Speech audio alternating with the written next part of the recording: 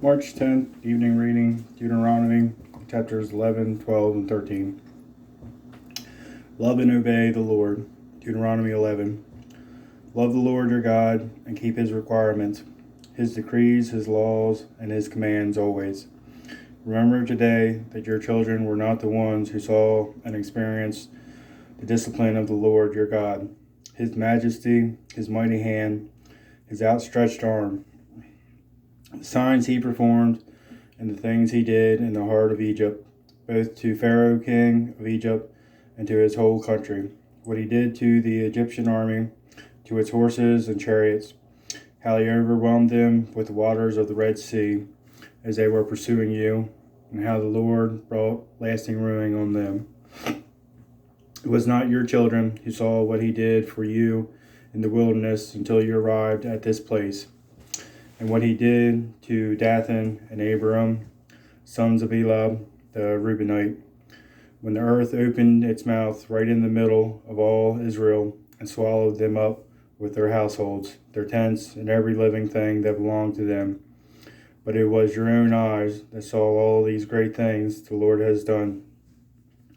Observe, therefore, all the commands I am giving you today, so that you may have the strength to go in and take over the land that you are crossing the Jordan to possess, and so that you may live long in the land the Lord swore to your ancestors to give to them and their descendants, a land flowing with milk and honey. The land you are entering to take over is not like the land of Egypt, from which you have come, where you planted your seed and irrigated it by foot, as in a vegetable garden. But the land you are crossing the Jordan to take possession of is a land of mountains and valleys that drinks rain from heaven. It is a land the Lord your God cares for. The eyes of the Lord your God are continually on it from the beginning of the year to its end.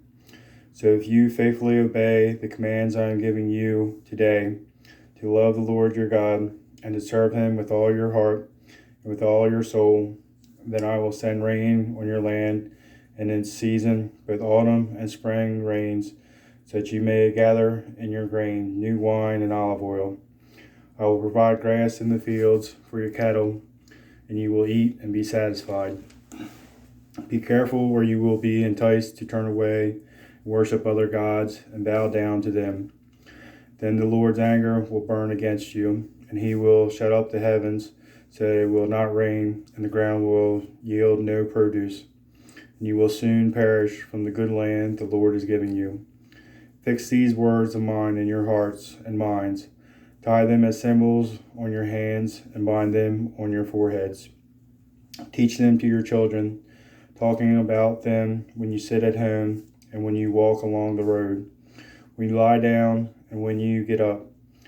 Write them on the door frames of your houses and on your gates, so that your days and the days of your children may be many in the land the Lord swore to give your ancestors, as many as the days that the heavens are above the earth. If you carefully observe all these commands I am giving you to follow, to love the Lord your God, to walk in obedience to him, and to hold fast to him, then the Lord will drive out all these nations before you, and you will dispose nations larger and stronger than you. Every place where you set your foot will be yours. Your territory will extend from the desert to Lebanon, and from the Euphrates River to the Mediterranean Sea. No one will be able to stand against you.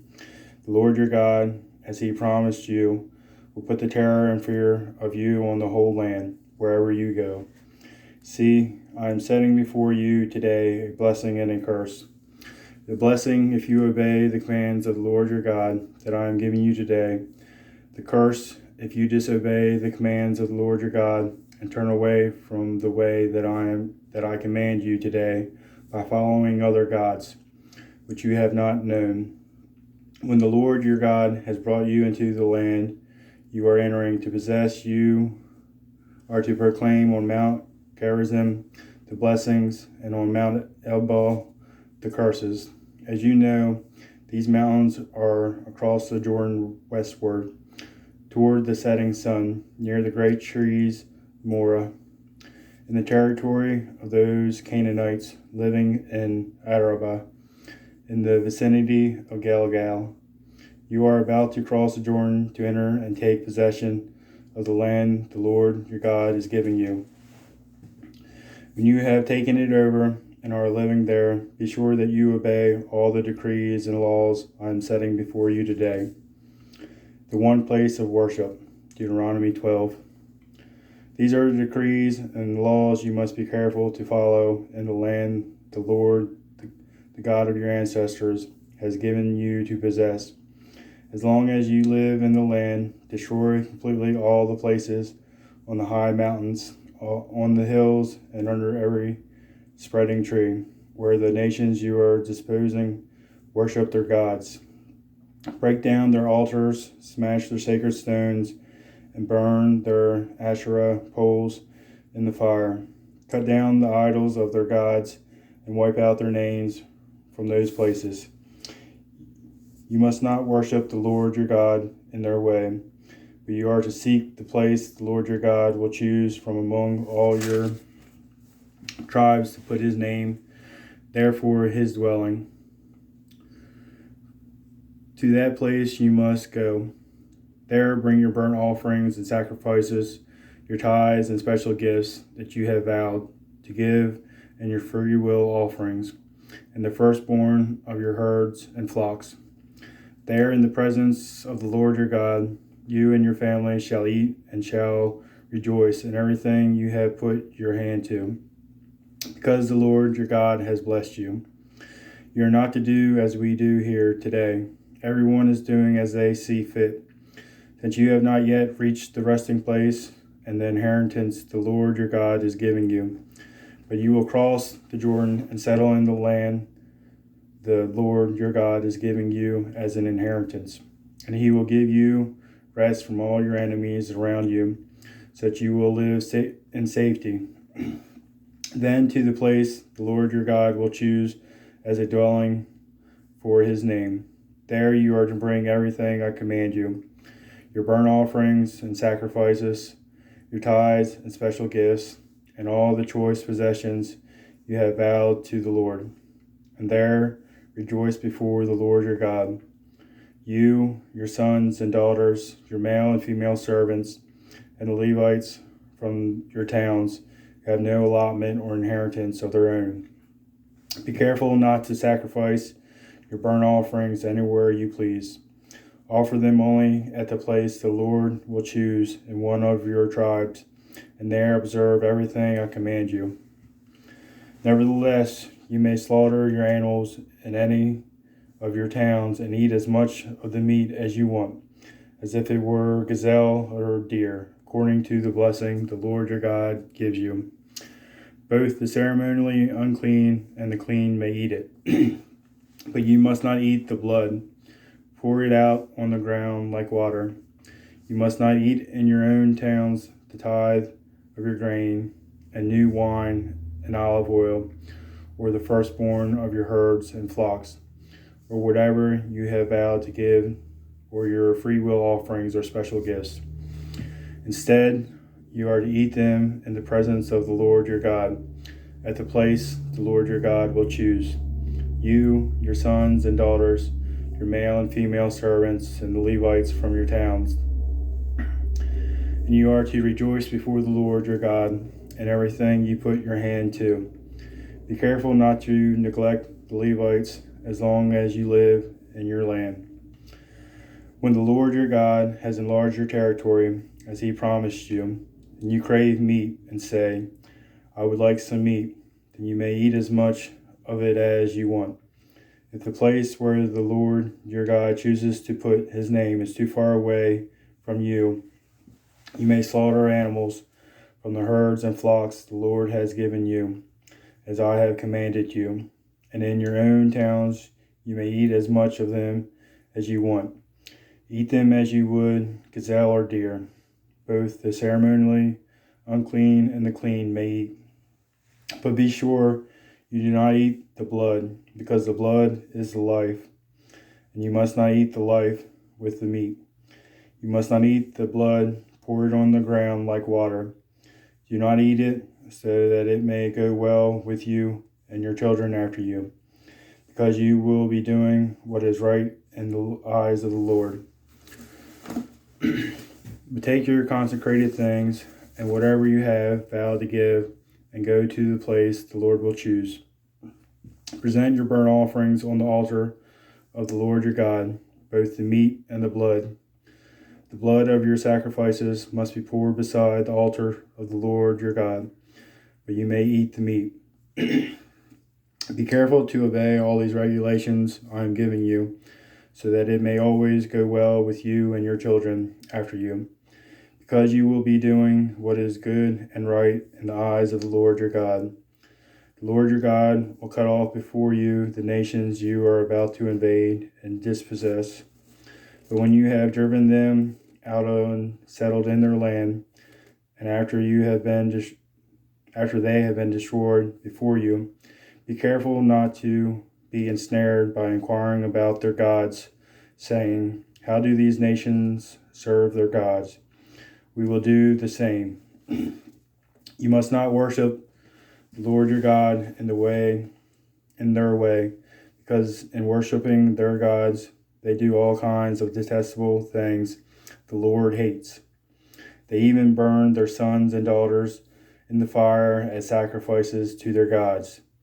See that you do all I command you. Do not add to it or take away from it. Worshipping other gods. Dueteronomy 13.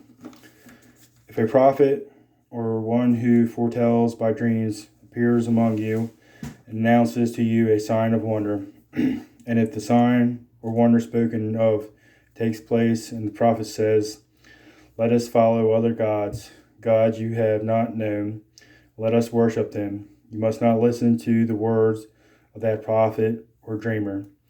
The Lord your God is testing you to find out whether you love him with all your heart and with all your soul. It is the Lord your God you must follow, and him you must revere. Keep his commands and obey him. Serve him and hold fast to him.